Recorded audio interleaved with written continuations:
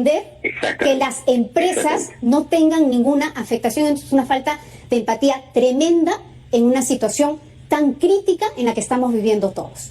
Tratar de velar... Que quiebren. No, señor, yo no estoy diciendo que quiebren, lo que estoy diciendo es que es natural que en un contexto tan crítico haya alguna afectación. ¿No le parece natural?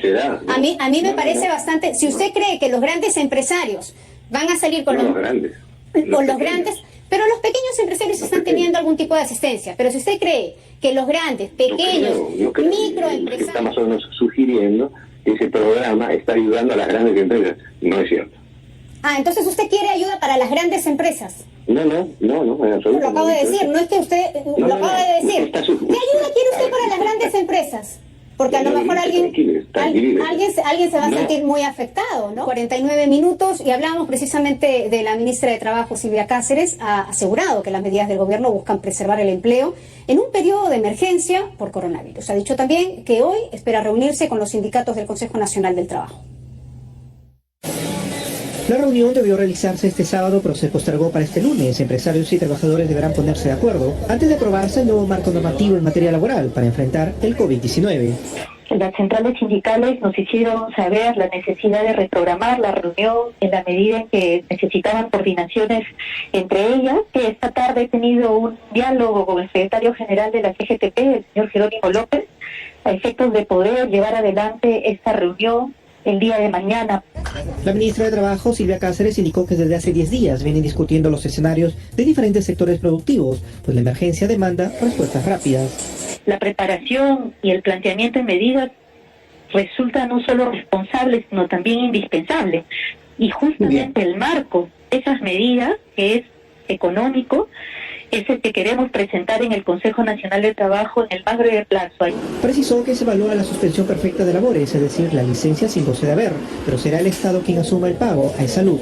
Nadie irá a sus casas a través de una suspensión perfecta si es que no ha pasado por el filtro de la necesidad de ir a esa medida o adoptar esa medida, que será excepcional, quiero subrayar eso, excepcional, y que el Estado pone su contribución para que esa situación de precariedad o de vulnerabilidad no afecte a los hogares más pobres. Todas las medidas, como aumentar el 35% al subsidio a las planillas y a más de 90 días, deberán ser analizadas por ambas partes, pero recalcó que no dejarán en la indefensión a los trabajadores que menos ganan.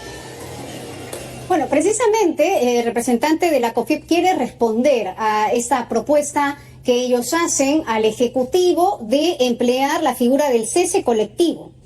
Es decir, solamente informar previamente de esta decisión y realizar este cese colectivo tomando ellos en cuenta que se trata de un estado crítico en el que el empresariado tiene que enfrentarse en su obligación de poder responder a las planillas. Sandro Fuentes, presidente del Comité Regulatorio Laboral, está con nosotros. Y muy oportuno, señor Fuentes, ¿cómo está? Buenos días, este llamado, porque la verdad es que queremos entender, primero, ¿a quién se le ocurrió presentar esta propuesta en una situación tan crítica y qué modelos económicos han tomado para plantearle esto al Ejecutivo? Mientras, por cierto, exponemos la carta que ustedes le hicieron llegar a la ministra de Trabajo. Bien, buenos días. Buenos días. Es fácil de explicar. La carta no contiene esa medida, contiene otras 9, y esas de cese colectivo, como la de suspensión perfecta, ¿sí?, son las extremas para salvar puestos de trabajo. La suspensión perfecta ya existe. No, y también el cese colectivo existe desde hace décadas. Claro. Hace décadas. Claro.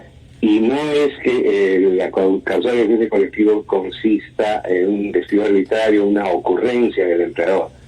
Tiene que darse por las causales que la ley señala y con la calificación que el Ministerio de Trabajo dé. O sea, no es arbitrario ni gratuito. Entonces, si ya existe, ¿por qué lo piden? ¿Por qué lo plantean en esta carta? O sea, si ya existe, ¿de cuál? Se plantea, por ejemplo, que el Estado renuncia al impuesto a la renta de los trabajadores por un tiempo. Pero, por ejemplo, las licencias con un pago reducido. Por ejemplo, la reducción de jornadas. Todos mecanismos perfectamente existentes en la ley. Entonces, ¿quién escribió esta carta, señor Fuentes?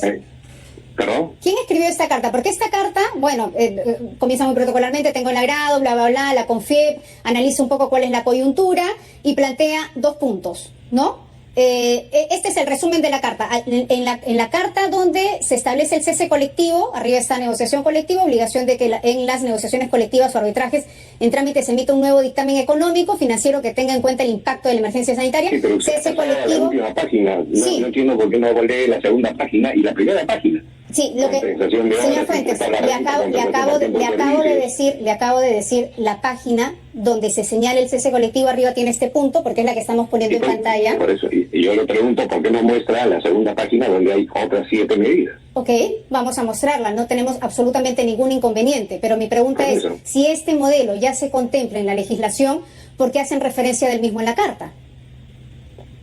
Porque justamente lo que está pidiendo el Ministerio de Trabajo en la reunión del Consejo Nacional de Trabajo es propuestas de cómo activar la legislación en estas circunstancias sin precedentes.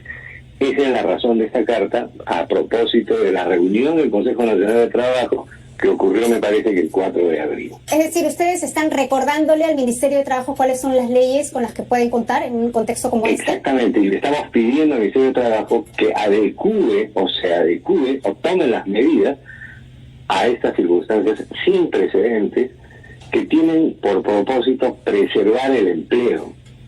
Pero ¿cómo se puede? Preservando se las contradice. empresas, es decir, evitando la quiebra de las empresas. Entonces, a ver, vamos a replantearlo y vamos a replantear lo que usted nos está diciendo.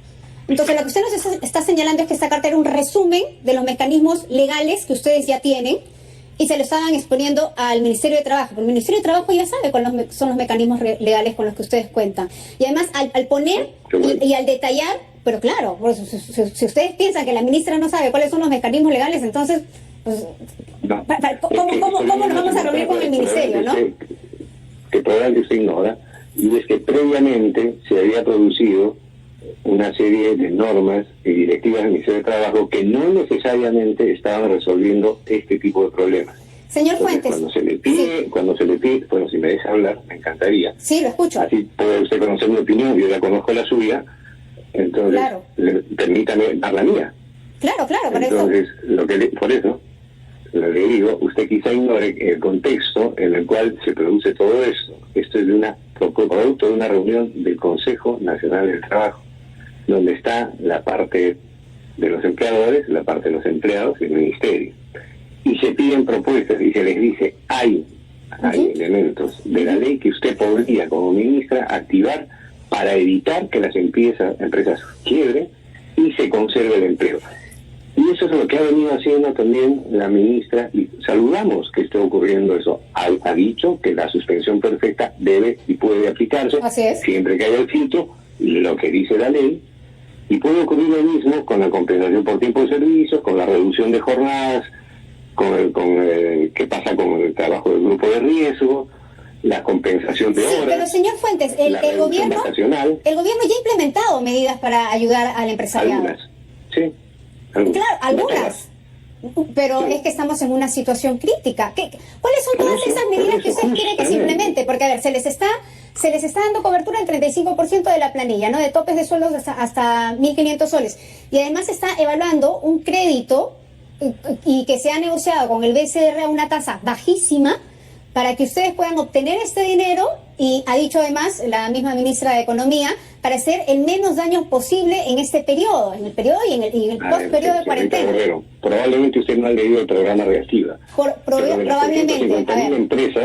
De las 350.000 empresas, cerca de 340.000 son las que dan trabajo a menos de 5 personas. Estamos hablando de micro y pequeñas empresas. Ajá. Sí, lo sé, 314.000 son. Crítica, o 314.000. Es justamente generar la crítica de otros economistas que dicen que eso debería ser más sectorial, debería ir a otro tipo de empresa, debería haber menos requisitos, la vara debería ser un poco más baja, etcétera, ¿no? Bueno, no me meto en eso, pero no es que usted está más... Es que, señor Fuentes, a ver, la verdad es que, primero, hay una ayuda para el sector empresarial. No, que para las micro y pequeñas empresas. Que está haciendo, además, no solamente para las micro y pequeñas. Ok, entonces me queda claro y vuelvo al mismo punto. Usted quiere ayuda para las grandes empresas. No, yo estoy diciendo que existe esa ayuda y está muy bien. Lo que usted está sugiriendo es que las grandes empresas se están beneficiando con eso. No es cierto, le estoy diciendo. Ya, y qué ayuda, pero además tiene la oportunidad y tiene las pantallas y tiene el micrófono. ¿Qué ayuda quiere usted para las grandes empresas?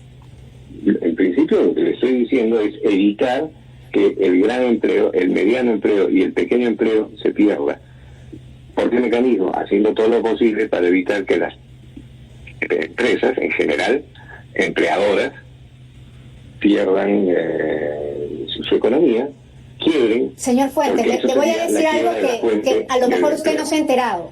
Mucha gente va a perder su economía después de la cuarentena y después de este impacto importantísimo con el que estamos siendo afectados cada uno de nosotros. Pretender que las empresas no tengan ninguna afectación es una falta de empatía tremenda en una situación tan crítica en la que estamos viviendo todos.